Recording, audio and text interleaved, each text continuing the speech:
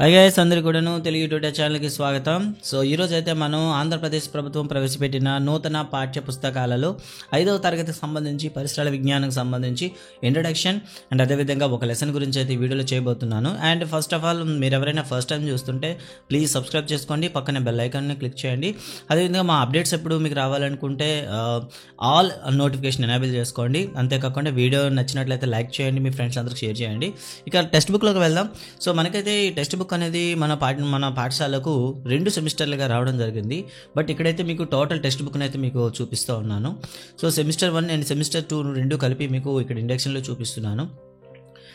ఇక్కడ చూసినట్లయితే మొత్తం మనకి 11 లెసన్స్ అయితే ఇవ్వడం జరిగింది. మొదటిది కుటుంబాలు వలస, రెండోది వాతావరణ మార్పులు, 3 మనం ధరించే దుస్తులు, 4 అవయవాల వ్యవస్థలు, 5 వ్యవసాయం, 6 నీరు ఎంతో విలువైనది, 7 మనకు ఎవరు సేవ చేస్తారు, 8 ప్రపంచాన్ని చూసి వద్దాం, 9 ప్రమాదాలు ప్రథమ చికిత్స, 10 భారత స్వాతంత్రోద్యమం, 11 ఆవం నుండి అంతరిక్షానికి, అండ్ 12 వచ్చి పునశ్చరణ. సో రిపీటింగ్ గురించి ఉంటుంది. సో ఈరోజు అయితే మనం ఫస్ట్ లెసన్ గురించి అయితే మాట్లాడదాం. సో ఫస్ట్ లెసన్ అయితే కుటుంబాలు మరియు వలసలు. సో ఈ లెసన్ గురించి అయితే ఇప్పుడు ఒకసారి చూద్దాం. అసలు వలస అంటే ఏమిటి, ఆ వలస భావన ఎలా ఉంటుంది అనే దానితో మనకు ప్రారంభమవుతుంది అనమాట. ఇక్కడ చూసినట్లయితే ఇక్కడ అభ్యసన ఫలితాలు 4 అయితే మనకి ఇవ్వడం జరిగింది. ఇక్కడ చూడొచ్చు. వలస భావన, వాటి ప్రభావాన్ని అవగాహన చేసుకుంటారు, కుటుంబ అవసరాలను ఆర్థికంగా ఎలా నెరవేర్చుకోవాలో విశ్లేషిస్తారు, కుటుంబం యొక్క ఆర్థిక స్థితిగతులను అర్థం చేసుకుంటారు, కుటుంబం లేదా ప్రభుత్వం అందించే వివిధ పథకాల గురించి తెలుసుకుంటారు. ఈ 4 అనేవి ఈ అభ్యసన ఫలితాలు అయితే ఇక్కడ మనకు చూసినట్లయితే ఫస్ట్లో మనకు ఒక పటంలో మనకి ఏమవుతుందంటే ఒక ఫోన్ కాల్కి సంబంధించి ఉంటుందన్నమాట. సో అత్తయ్య బాగున్నారా, మీరు ఎలా ఉన్నారు, ఇక్కడ మేమందరం క్షేమం, ఈ మధ్యన మాకు మదనపల్లి నుండి తిరుపతి బదిలీ అయ్యింది. చూసారా, మదనపల్లి నుండి తిరుపతి బదిలీ అయ్యింది, ఇక్కడ ఇల్లు తీసుకున్నాము, సౌకర్యంగా ఉంది, వీళ్ళు చూసుకుని ఒకసారి ఇక్కడికి రండి అంటూ చెప్పడం జరిగింది. సో ఇక్కడ బదిలీ అనే పదంలోనే మనకేం కనిపిస్తుంది, వలస యొక్క ప్రాధాన్యత అనేది ఇక్కడ ఉంటుంది. అసలు వలస అంటే ఏమిటి అనే దాని గురించి ఇక్కడ డెఫినేషన్ అయితే ఇవ్వడం జరిగింది, మోస్ట్ ఇంపార్టెంట్ ఇక్కడ. సో దీన్ని 4-5 రకాలుగా అడగవచ్చు. ప్రజలు మెరుగైన జీవనం కోసం కాలానుగుణంగా ఒక ప్రాంతం నుండి మరో ప్రాంతానికి వెళ్ళడాన్ని వలస అంటారు. ఇది కొన్నిసార్లు ఆయా కుటుంబాల్లో మార్పులు జరగడానికి దారితీస్తుంది, అంటే మార్పులు తీసుకురావడానికి అవకాశం వస్తుందని చెప్పడం జరిగింది. అంటే మెరుగైన జీవనం కాలానుగుణంగా, అంటే మెరుగైన జీవనం కోసం వలస వెళ్ళడం జరుగుతుంది. అయితే ఇది కొన్నిసార్లు ఇది కాలానుగుణంగా ఉంటుంది అనేవి ఇక్కడ కీవర్డ్స్ అండి. సో మరి వలస ప్రభావం ఎలా ఉంటుంది అని చెప్తూ ఇక్కడ మనకు కొన్ని ఎక్స్ప్లెనేషన్ అయితే ఇచ్చాడు. వలస పిల్లలపై పెను ప్రభావం చూపుతుంది, ఇది మనందరికీ తెలిసిందే. అయితే కొన్ని కుటుంబాలు ఏం చేస్తాయంటే పిల్లల్ని తాతయ్య అమ్మమ్మల దగ్గర విడిచిపెడతారు, మరి కొన్నిసార్లు ఏం చేస్తారంటే పిల్లల్ని తమతో పాటు తీసుకుపోతారు. ఇలా తీసుకెళ్ళినట్లయితే పిల్లల చదువుల మీద చాలా ప్రభావం చూపుతాయని చెప్పడం జరిగింది. అదే తాతయ్య అమ్మమ్మ లేదా సంరక్షణ దగ్గర ఉండేటప్పుడు కూడా పిల్లలపైన ప్రభావం చూపుతుందని ఇవ్వడం జరిగింది. ఇక తర్వాత చూసుకుంటే ఇప్పటివరకు అయితే లేని కొత్త యాంగిల్ అయితే మనకు కనిపిస్తుంది. వలసకు గల కారణాలు ఏవి అంటే ఇవి 2 రకాలుగా ఉంటాయి. ఒకటి సహజ కారణాలు, 2 ఆర్థికపరమైన కారణాలు. మరి సహజమైన కారణాలు మనం ఏం చెప్తామంటే ఒకటి ప్రకృతి వైపరీత్యాలు, దాన్ని ఏమంటే న్యాచురల్ డిజాస్టర్స్ అంటాం. అండ్ నెక్స్ట్ వన్ వచ్చేసి పావర్టీ అని పిలుస్తాం, పేదరికం అని పిలుస్తాం. ఇవన్నీ కూడా మనకి న్యాచురల్. చూడండి, పేదరికం అనేది కూడా సహజ కారణాల్లో చెప్తాం. ఆర్థిక కారణాలకు వచ్చేసరికి ఉద్యోగ బదిలీ, సంచార జీవనము, సామాజిక వలసలు మరియు ఉద్యోగ అవకాశాలు. ఇక్కడ 4 రకాలైతే ఇవ్వడం జరిగింది. ఇక్కడ వీటి గురించి ఒక్కొక్క దాని గురించి ఇక్కడ ఎక్స్ప్లెయిన్ చేయడం కూడా జరిగిందనమాట. ఒకసారి చూద్దాం. మొదటిది ప్రకృతి వైపరీత్యాల గురించి మాట్లాడుకుందాం. ప్రకృతి వైపరీత్యాల గురించి మాట్లాడితే ఇక్కడ కొండయ్య గురించి చెప్పడం జరిగింది. కొండయ్య ఇతను విజయవాడ దగ్గర ఉండేవారు. వీళ్ళు ఒక గ్రామంలో ఉండేవారు. ఆ గ్రామంలో తుఫాను వల్ల మొత్తం అన్నీ నష్టపోయేసరికి మొత్తం వాళ్ళ ఫ్యామిలీతో కలిపి విజయవాడ రావడం జరిగింది. వాళ్ళ నాన్న ఒక ఏటీఎంలో సెక్యూరిటీ గార్డ్గా పనిచేస్తున్నాడు, అంటే కాపలాదారుడు. వాళ్ళ అమ్మ పని మనిషి చేస్తుంది. మనవాడు కూడాను, కొండయ్య కూడాను రొట్టెలమైన దుకాణంలో పనిచేస్తూ ఉన్నాడు. సో త్వరలో దగ్గరలో ఉన్న బడి చేరుతానని చెప్పింది. అంటే ప్రకృతి వైపరీత్యాల వల్ల కూడా వలస సంభవిస్తాయి. ఇక రెండోది పేదరికం. సో మా కుమారి అనే అమ్మాయి చెప్తుంది, వాళ్ళ నాన్న రోజు కూలి. సో అక్కడ వాళ్ళ ఊర్లలో తక్కువ ఉందని చెన్నై వచ్చారు. అయితే చెన్నైలో కూలి ఎక్కువ ఉంది, అట్ ద సేమ్ టైం ఖర్చులు కూడా ఎక్కువ ఉన్నాయని చెప్తూ ఉంది. ఇక తర్వాత వచ్చి బదిలీ. ఇది ఆర్థికపరమైన కారణాలు చెప్తాం కదా, ఉద్యోగ బదిలీ అని చెప్తాం. ఉద్యోగ బదిలీ అంటే ఏమవుతుందంటే ప్రవీణ్ వాళ్ళ నాన్న బ్యాంకులో పనిచేస్తున్నారు, వాళ్ళకి తిరుపతి బదిలీ అయింది, అందువల్ల ఫ్యామిలీ మొత్తం కూడా తిరుపతి వచ్చేసారు అని చెప్తున్నారు. అంటే చదువులన్నీ కూడాను అక్కడ స్కూల్ విడిచిపెట్టి కొత్త స్కూల్కి రావడం జరిగిందనమాట.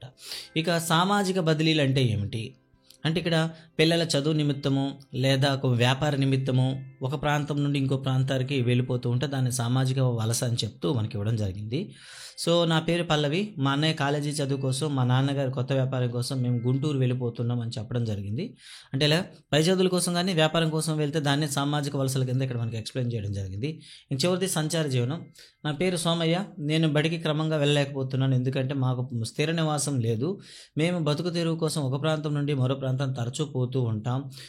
కానీ నాకు చదువుకోవాలని ఉంది అని చెప్పడం జరిగింది. ఇవన్నీ కూడా మనకి వలసకి కారణాలు అనమాట. ఉద్యోగ బదిలీ, సంచార జీవనం, సామాజిక వలస మరియు ఉద్యోగ అవకాశాలు కూడాను ఒక ప్రాంతాన్ని విడిచి ఇంకో ప్రాంతానికి వెళ్తుంటారు. ఇటీవల మనం చూస్తుంటాం మన దేశం నుండి గల్ఫ్ కంట్రీస్ కూడా చాలా ఎక్కువ మంది మన బదిలీ అవుతూ ఉంటారు. అంటే దాని మీద వలస వెళ్తూ ఉంటారు.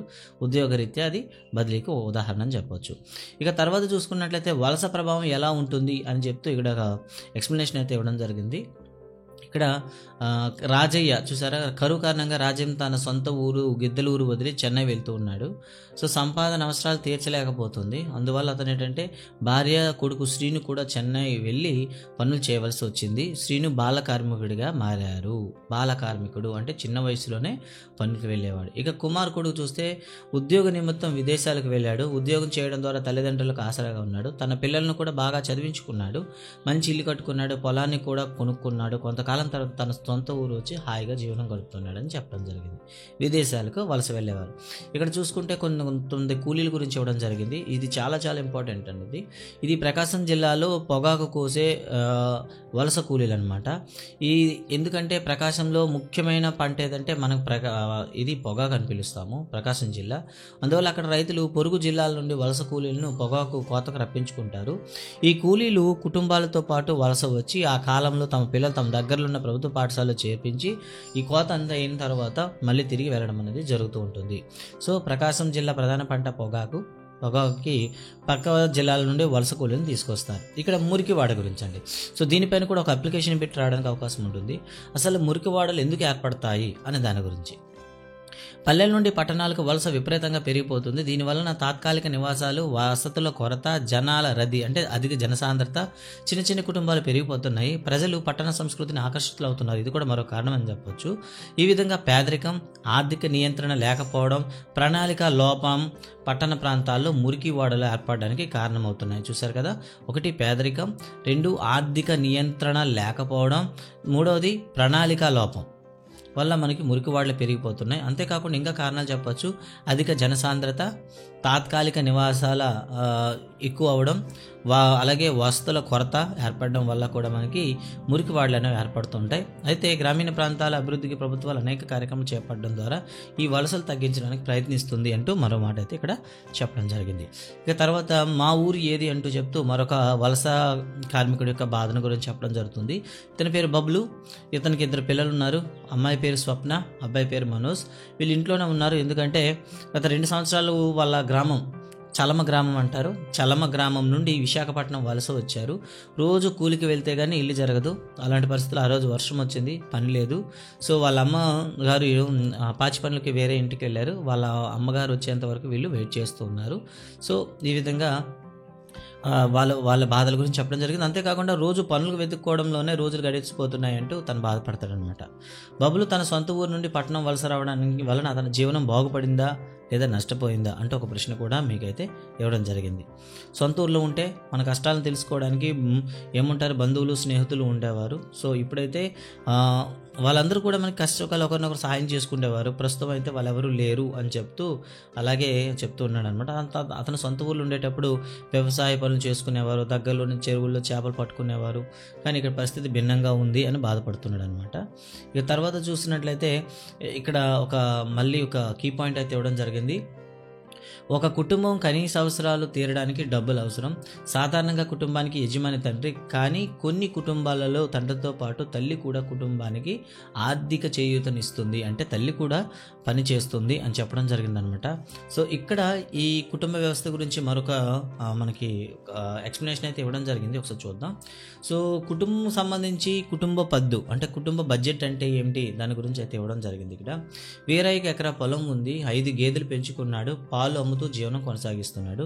అలా నెలకి 10,000 సంపాదిస్తాడు. అతని 2 పిల్లలు సతీష్, నిర్మల, వాళ్ళిద్దరు కూడా చదువుకుంటున్నారు. వారిద్దరికి డబ్బులు దాచుకునే అలవాటు ఉంది. వారికి ఇచ్చిన డబ్బులు డిబ్బీలో దాచుకుంటారు. వీరయ్య కూడా తన ఆదాయం, ఖర్చుల వివరాలు లెక్కలు రాసుకొని భవిష్యత్ అవసరాలకు డబ్బులు దాచుకుంటాడు అని ఇవ్వడం జరిగింది. మరి కుటుంబ పద్దు అంటే ఏమిటి, కుటుంబ పద్దు వల్ల లాభాలు ఏంటి అనేవి ఇక్కడ ఇవ్వడం జరుగుతుందన్నమాట. ఇక్కడ చాలా ఇంపార్టెంట్. ఇక్కడ ఒక కీ పాయింట్ అయితే ఒకటి ఉంది మనకి. ఎగ్జామ్ పాయింట్ ఆఫ్ వ్యూలో మనం ప్రశ్నించడానికి అవకాశం ఉండదు. ఇక్కడ రాకేష్ కుళాయి పనులు చేస్తూ ఉన్నాడు. అతడు కూడా నెలకు 10,000 సంపాదిస్తాడు. అతని కొడుకు రవి డబ్బులు ఎక్కువగా ఖర్చు చేస్తుంటాడు. డబ్బులు దాచుకొని అలవాటు లేదు. అందువల్ల అవసరమైనప్పుడు అతను కావాల్సింది ఏది కొనుక్కోలేడు.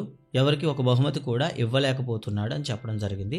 అయితే కింద వాళ్ళిద్దరు ఖర్చులు అనేవి కింద పైగ్రాఫ్లో ఇవ్వడం జరిగింది. సో పైగ్రాఫ్ అంటే ఏమిటో కూడా డెఫినేషన్ అయితే ఇవ్వడం జరిగింది.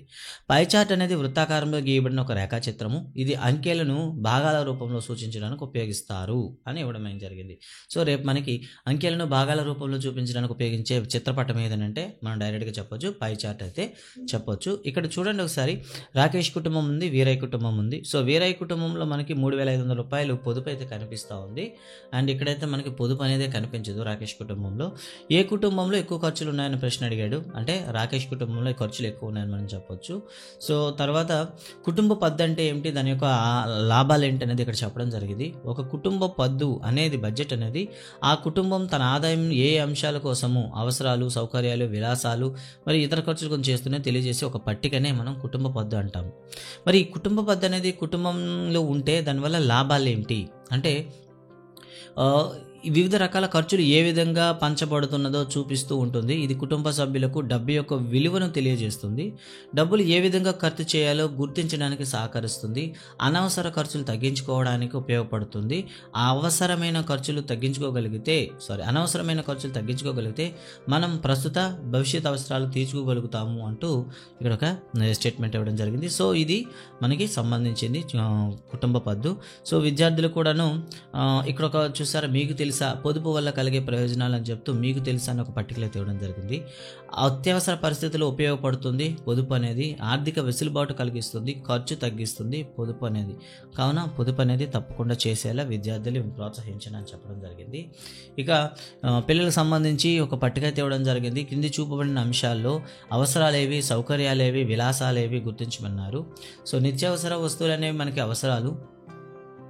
బట్టలు అవసరాలు, కూరగాయల అవసరాలు, ఇల్లు మనకి అవసరమే, ఆహారం అవసరమే, కారు విలాసం అవుతుంది, మంచం కూడా సౌకర్యం అవుతుంది, అండ్ బంగారు ఆభరణాలు విలాసాలు అవుతాయి, అండ్ స్కూల్ బ్యాగ్ మనకి సౌకర్యం అవుతుంది. ఓకేనా. సో బూట్లు అనేవి మనకి అవసరం అవుతుంది. ఈ విధంగా మనం చెప్పొచ్చు అవసరాలేవి, సౌకర్యాలేవి. సో అవసరాలంటే మనం మన పని చేసుకోవడానికి తప్పకుండా కావాల్సినవి. విలాసాలంటే మనకు మరింత సౌకర్యాన్ని కలిగించేవి. సౌకర్యం అంటే మనం మన పని చేసుకునేటప్పుడు మనకి ఆనందంగా గడపడానికి సహకరించేవని చెప్తాను అనమాట. సో ఇక్కడ అయిపోయిన తర్వాత మనం చూసినట్లయితే మన బడి మన హక్కు అంటూ ఇక్కడ ప్రభుత్వ పథకాలకు సంబంధించినటువంటి ఎక్స్ప్లెనేషన్ స్టార్ట్ అవుతుంది మనకి. రమ్య మరియు ప్రీతి బంధువులు వారిద్దరు వేరువేరు చోట్ల ఉంటారు. రమ్య తండ్రి చెప్పులు కుడతాడు. ప్రీతి రమ్య తండ్రి రమ్య వాళ్ళ ఇంటికి వెళ్ళినప్పుడు రమ్య బడి మానేసిన విషయం తెలుసుకుంటాడు. అంటే ప్రీతి తండ్రి రమ్య వాళ్ళ ఇంటికి వెళ్ళిన తర్వాత గుర్తిస్తారు. అప్పుడు ఆ విషయం అనేది తెలుసుకున్నటువంటి ప్రీతి రమ్యకు లేఖ రాస్తుంది. ఇక్కడ ఉండేటటువంటి మెయిన్ థీమ్ ఏంటంటే ఒకటి లేఖారచన ఏ విధంగా చేయాలి. ఇక రెండవది వచ్చేసి ప్రభుత్వ పథకాల గురించి విద్యార్థులు తెలియపరచడం. ఇక్కడ మెయిన్ కాన్సెప్ట్ అనమాట.